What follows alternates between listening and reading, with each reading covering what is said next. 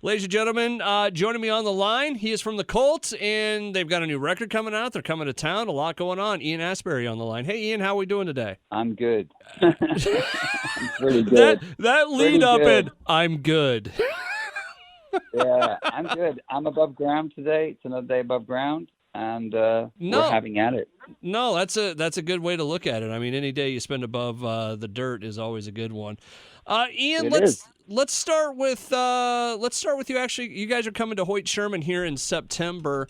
New tour is kicking off here in mid-September. How's the tour looking? I mean, I'm guessing if I watched another interview you did, and you guys just came off a tour, if I remember right. Yeah, I mean, the tours never end. This idea of tour, the term tour, so worn out. People say it's the blah blah blah tour, and we don't have the blah blah blah tours. It's just this is what we've been doing since we were 19 years old. Is performing live, so it's continuous. I guess it's a marketing tool for a lot of people. Yeah. But I just like to give it like it's almost like a film title. We were going under the midnight sun. We were going with We Own the Night. Now we're flipping to Under the Midnight Sun because we're moving into this period. So it's more of a banner. All right. It's more of what's on the marquee, Under the Midnight Sun. It kind of creates more of a space. Like tour gives me an impression of bands that just basically, or artists that just, they have a set of dates and they just roll through, and it's very mechanical. Whereas for us, when we roll into a city, we're fully present. We're there for that particular show, that moment, that venue, that audience. That's all we're focused on. So in essence, it's the cult in whatever city we're in that evening, in that venue. So in the sense of a tour, it's not just another city. It's not just another date on the calendar. That's everything we've got going on in our entire lives at that moment. Because those 2 hours on stage, that's what we're really focused on, and the audience.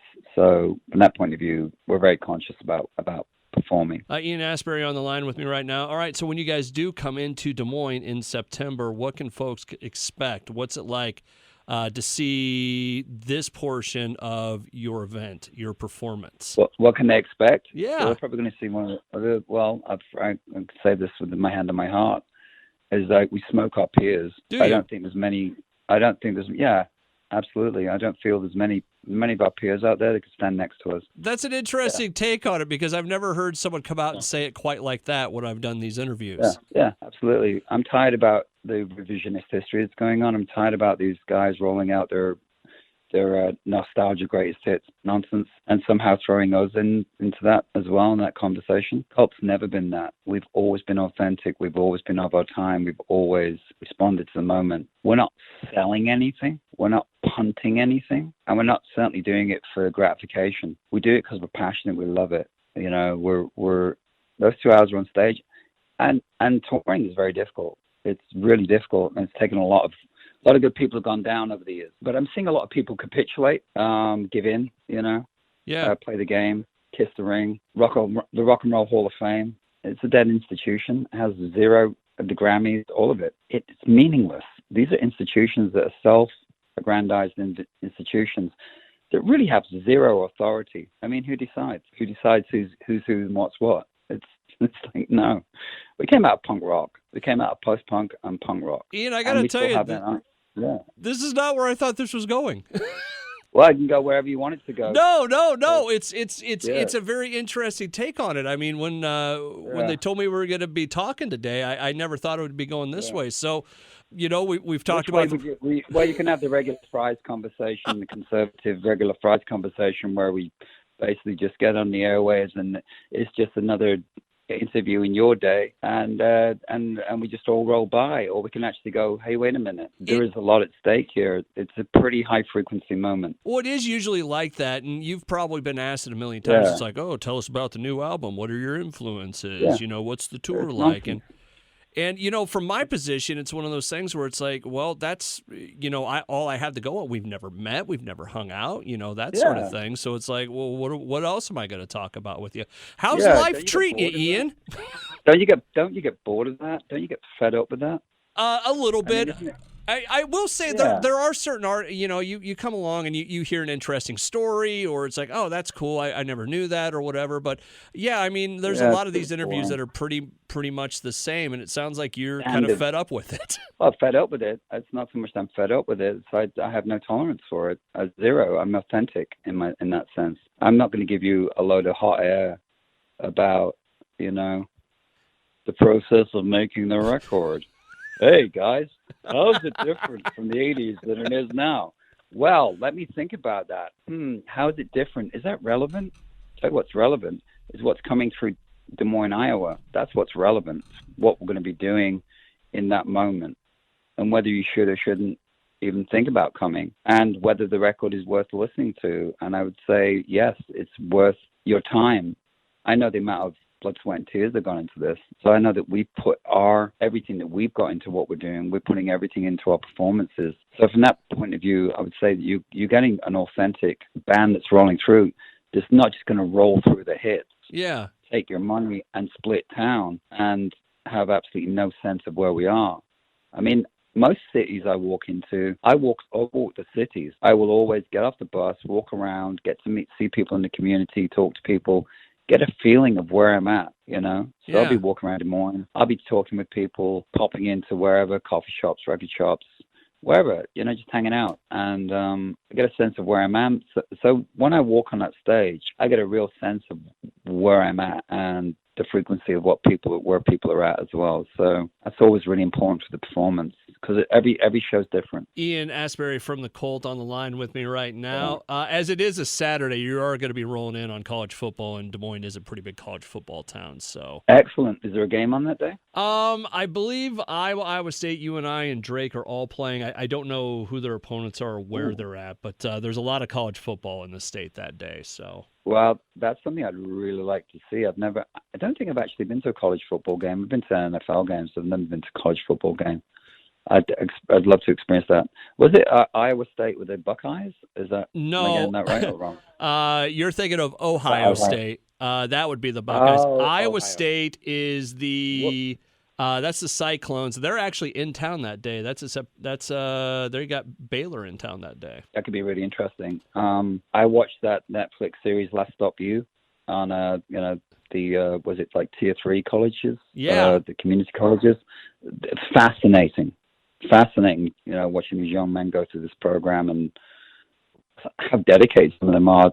People, with kids having to drive 2 hours there and back for practices, do school, hold down 2 jobs. We're getting into we have a son that, listen, I'm not worried about him being the starting quarterback of any team at any point, but we are getting into that age where you have to be a part of those premier teams and those leagues where you're doing it all the time.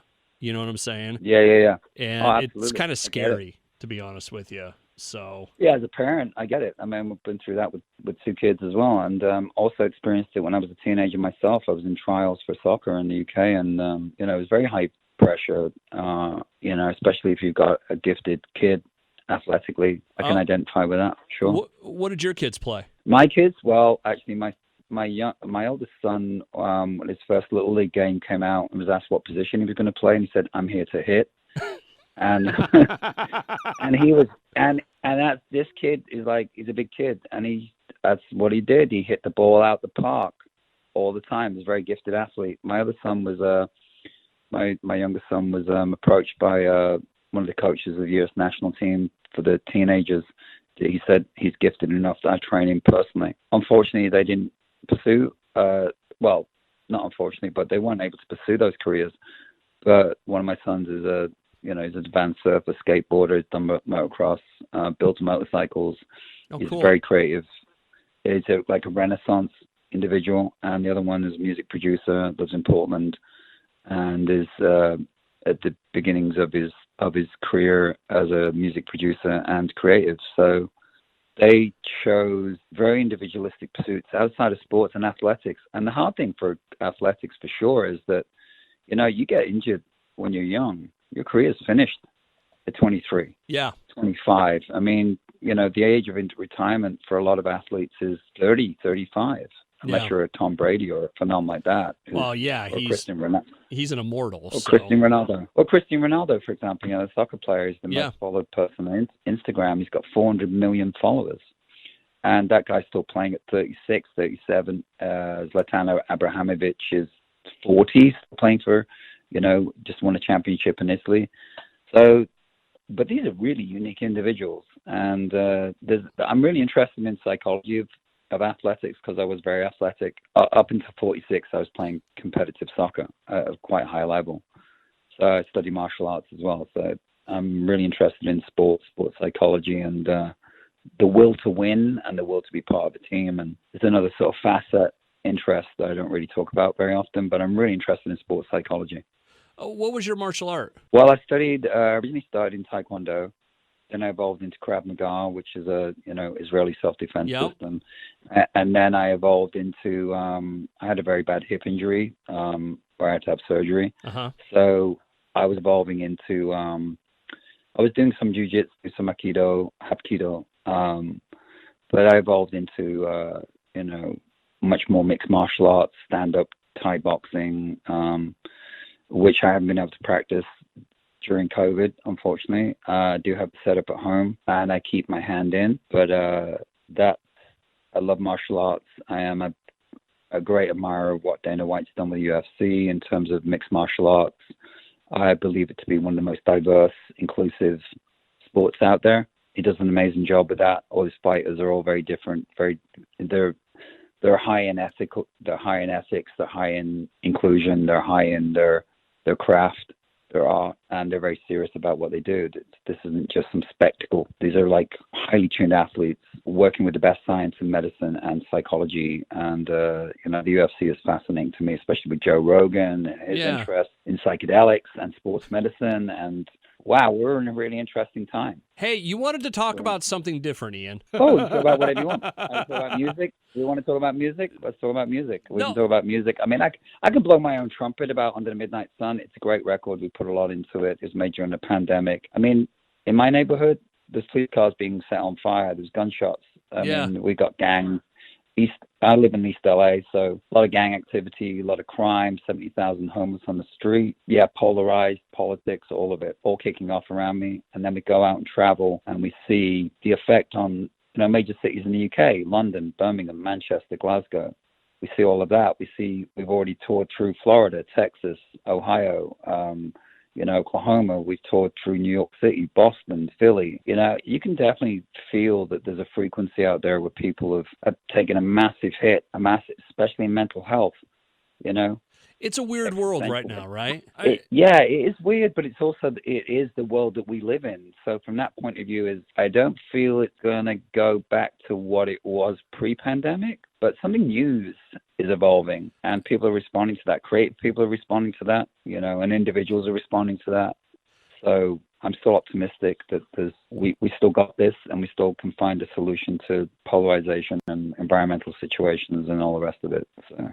It kind of feels like when you bring up like just kind of the feeling of the world right now, they brought this up on, did you happen to watch Trainwreck, the Woodstock thing on Netflix? No. What's it called? Trainwreck? Trainwreck. It's the story of Woodstock 99 and what a just debacle that turned into. Well, there's a little bit of back history on that as well. I mean, that was evidently that was on the cards. I mean, that wasn't. I mean, I was involved in Gathering of Tribes with Bill Graham. We put that together in 1989, and we executed that in 1990, and everything came after that. The festival, we created the blueprint for that, but we came from an altruistic perspective. We were charging $10 for tickets. It was very inclusive, controlled environment. We had Indigenous First Nations participation. We had hip hop. We had LGBTQ, we had rock, we had postmodern alternative. First time people seen Soundgarden, Iggy Pop, blah, blah, blah, Ice-T, Queen Latifah, Public Enemy. We did that in 1990, before Lollapalooza. And then Pepsi came along, and if we all remember the story, Pepsi came along and said, hey, that's great, we can monetize this. Let's rebuild Woodstock. Because the first Woodstock, I believe, was 94. It was one of the anniversaries. Right. Well, anyways, the reason I bring it up, they talk about there was like a feeling like in the world at the time. You know, there was a certain kind of mindset, and it kind of feels like a different version of that just with what we're dealing with now. Does that make sense at all? To a degree. I mean, but the organizers could have done a way better job, for example. I mean, it's not like that's the only. Yeah, I mean, I've seen riots at festivals. I mean, I've been in them. I've been in riots. With the Doors, I saw a stadium pretty much nearly burnt down in front of 60,000 people. They jumped up and down so much they broke the foundations of the stadium. Oof. There was an eclipse. The police went in, tear gas went in, made Woodstock '99 look like a 5-year-old's birthday party. We've seen it. We played an old Roman slaughterhouse in the '80s. And there was a massive brawl in that where people were weaponizing, picking up weapons, and everything got thrown. We had to abscond from the venue. It's amazing how audiences can turn into something incredibly. Look at what happened with Astroworld. Yeah. With Travis Scott. I mean, Woodstock '99. It's revisionist history as well. We're looking through the lens, but what can we really take away from it? That happened, 23 years ago? I believe so. Let's look at now. Let's look at now. What's going on now? In some ways, you have an introvert. You have a kind of a different version of it, where you have people responding in a very unconscious way at festivals. They don't even know what they're responding to. It's almost like Pavlovian in the way that kids will go like, jump, go crazy, and people do, and with no real sense of. All these festivals are being put on that have no altruistic component whatsoever. They stack the bills. They'll take all the money off the table. People pay ridiculous amounts of money. I mean, when you're paying $12 for beer and concessions and convenience charges on tickets, and then you throw a load of young people together in an environment, and everyone's jumping up and down, and there's no real sense of consciousness around it, an altruistic component. Why are we gathering? Are we gathering purely to be a source of money for some major promoter, or are we gathering because there's a sense of community and there's an underlying sense of we're all connected in this polarized moment, and we're actually here to celebrate our individuality, our togetherness, and the artists reflect that back to us. What I'm seeing is an incredible amount of nihilism and narcissism and celebration of self, and that's perpetuated through social media culture, Yeah, well, look at me, look where I'm at, look who I just, was on stage with. Ian, is there a festival that you've gone to that you really enjoyed? Oh, there's many. A lot of them in Europe. Primavera is stunning. Is there a difference between a European festival and a one here in the States? Yeah, absolutely. What would be the biggest difference? Just the why people are there? Feeling, or the sense that the promoters actually care about what they're putting together, and the reflection of what's going on socially, politically, environmentally. You get a feeling that there's a lot more consideration of that. It reflects what's going on in the environment. They're not just the big machines like Coachella, which are basically money. They're money machines. I get no sense of altruism from that. Burning Man, well, that's something different. But for the most part, a lot of, all these boutique festivals, Green Man in the UK, they all have some altruistic component. They're like one of the biggest festivals in the world, Glastonbury. We've never played it, but a lot of their money goes to Greenpeace. So there's an environmental component, there's a social, economic. They're also aware of the environment. And I tell you, in Japan, when you play a festival like Summer Sonic, and we've never played Fuji Rock, the actual organizer of the festival and the attendees, they pick up their trash. No. Oh yeah. Well, we just got done with our state fair here in town. It's 10 days, and I had to go out to our place, and it just looks like people just dropped everything on the ground and just said, "Screw it. Here's your trash. Someone else pick it up." Good. Exactly. Somebody else is going to pick it up, and somebody else will pick it up, and that's the sad thing. People aren't held accountable for that. In Japan, it's amazing. The Japanese, for example, in the World Cup, everybody was commenting on the Japanese at the World Cup. When the Japanese go to the World Cup and they're standing in a crowd, they're not just throwing the beer and the cigarettes or whatever it is all over the place. They actually pick up after themselves. And it's fascinating to see this. I've even seen examples of it in Japan, playing festivals and being on the street, is watching people hold themselves individually accountable for their effects on the environment. I was driving in traffic yesterday in LA, saw some guy in a BMW pumping some trap music out the window. He just took a cigarette and flicked it on Hollywood Boulevard. Like, wow, that's amazing. That cigarette is going to end up inside of a dolphin or a landfill, and there's absolutely zero consciousness. And he just drives away. And that's where we're at. We have a very unconscious society, and that's not to say there aren't individuals who are conscious. Why does it matter?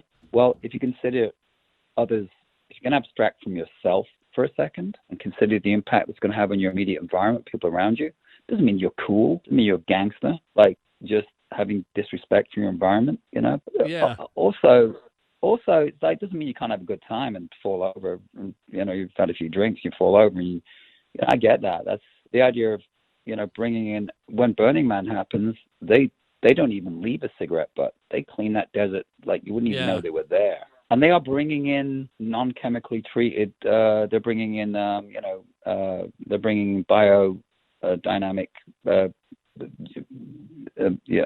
porta-johns? Yeah, the porta-johns, yeah, exactly. And they're bringing in wood that's not treated with chemicals. They're bringing in wood from Canada, and everything is very ethical in that way. Why does it matter? Well, just go and take a look at the cancer. Go take a look at the mental health. Go take a look at the environment.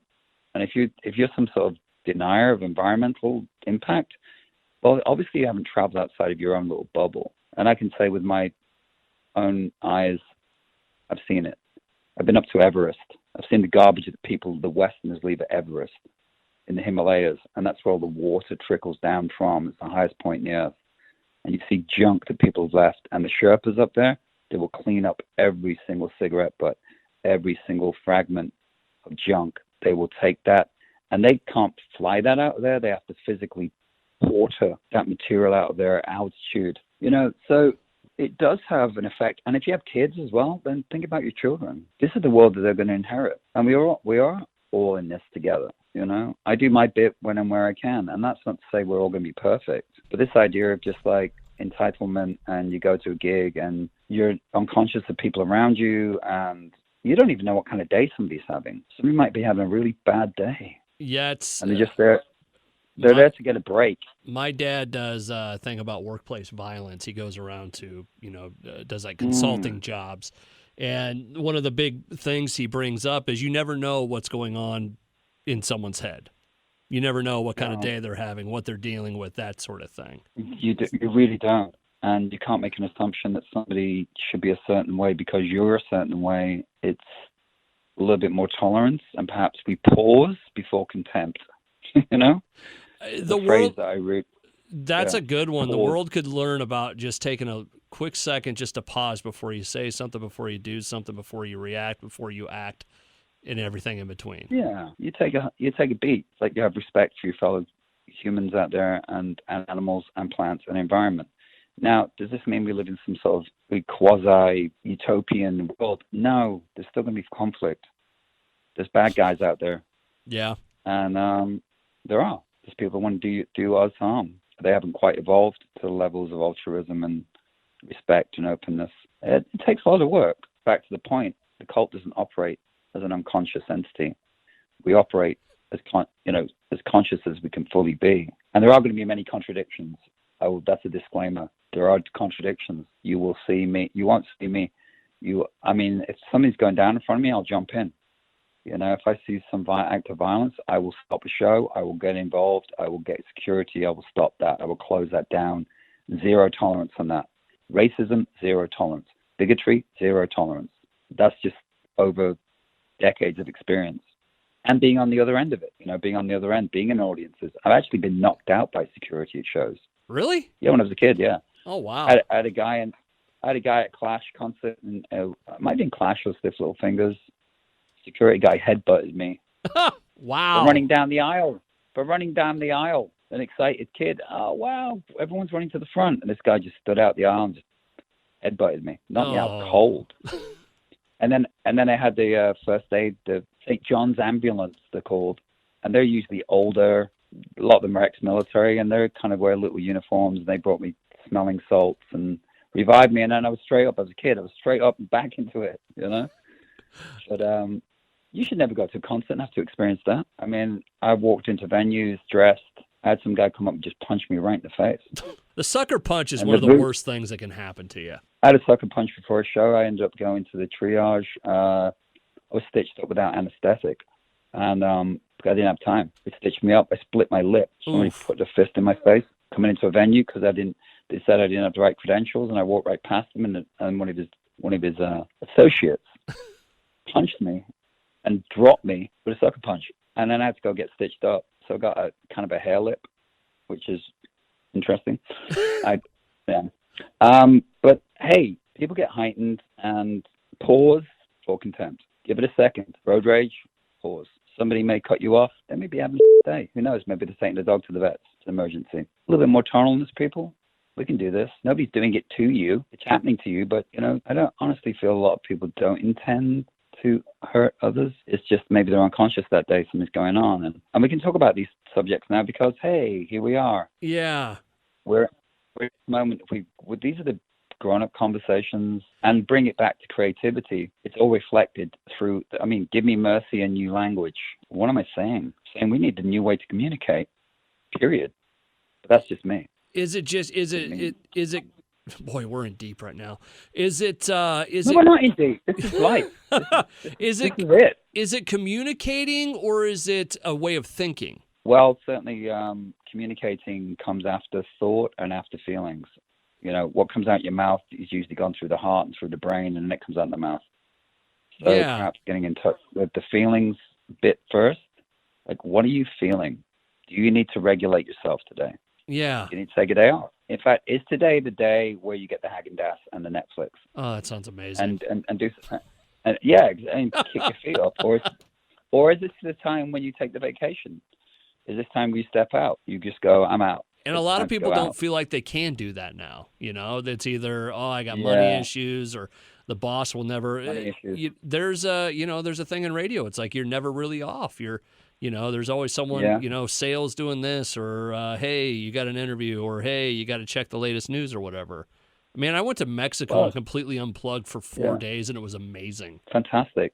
So I've had 2 holidays in 12 years. Really? Yeah, I'm not a vacation guy.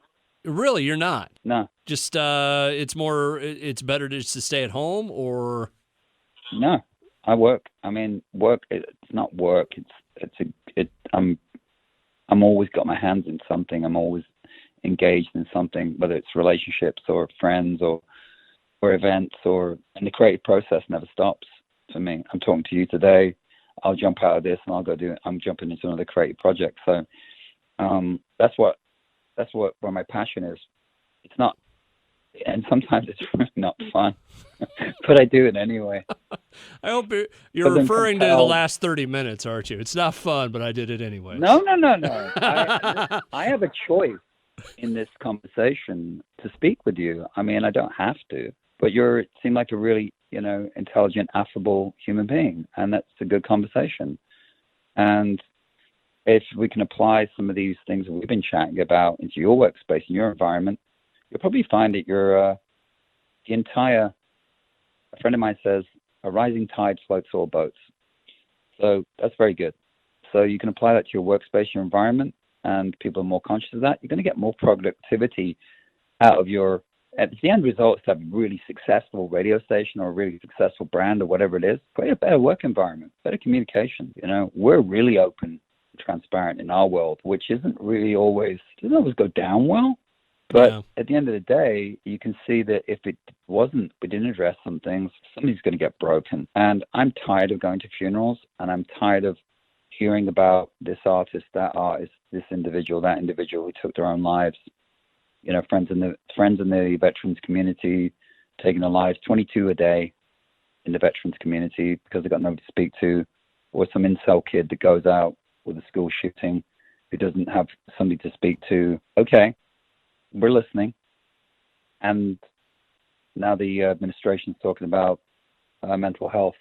It's costing trillions of dollars to damage mental health. So trillions. And that's going to take a major dent for all of us. But then it's just a rock show. Or is it? I don't know. I look at the 60s and I go, nah, there was something else going on there. Yeah. There was something else going on there. When the Doors hit the stage, what Bill Graham was doing with Fillmore West, the integration of all the different artists and genres. Wow, Miles Davis and Pink Floyd in the same bill. Whoa. Oh, that'd be a mind bender. Oh, please. Wouldn't it just? Miles And they Davis. didn't have, they weren't sponsored by Pepsi Cola or whatever products were being sold. When you used to walk into Fillmore West, Bill Graham was there to give you an apple. Welcome. This is your home tonight. We're going to have a really interesting evening. And that's kind of the cloth that I'm cut from. Bill Graham was a mentor to me personally, and I cherish that relationship. And it means a lot to me, and it still does, and it always will. And doing what I do is a privilege. I get to do this. I get to have tinnitus. I get to be at a truck stop at 4 o'clock in the morning, sitting next to some trucker taking a dump. I get to do this. Well, I get to do this. And by the way, I speak to truckers on the road. I find out where they're from. They're from all over, men and women. they have the best Deliver stories. the people that are out there on the road, working people who see America and they get it. And they're the best conversations, the 4 a.m. conversations in some truck stop where you're just in line or you're hanging out or you're, going to get some food or go to the bathroom. And it's real connectivity, and there's a magic in that. There's a real magic. And that can also happen in the middle of Slovakia or Spain or Japan or Australia or the UK, wherever we are, just talking to people. It's what the world needs a little bit more of, just people talking. Ian, this has been a beautiful conversation, man. Bless you, brother. I hate to cut it off, but I wasn't expecting to talk for this long, and I actually have work coming up. Well, you've got work to do. I've got work to do, but these conversations lead to other insights, and once the flow starts, you can cut it any way you want. But I believe in what we're doing. We've made a really beautiful record. The show's going to be phenomenal. It's going to be a beautiful concert, and all I'll say to people is come dressed, come prepared. First Nations, come, please represent. Everybody represent, and we'll be seeing you very shortly. Awesome, Ian. Thank you so much, man. I appreciate it. You have a great day, and good luck with your next project. Okay, whatever that is today. Bless you, and good luck with your son and his academic and his an athletic career. Good. Yeah, he's gonna need luck. Thank you so much, Ian. All right, take care. Later, buddy. Bye.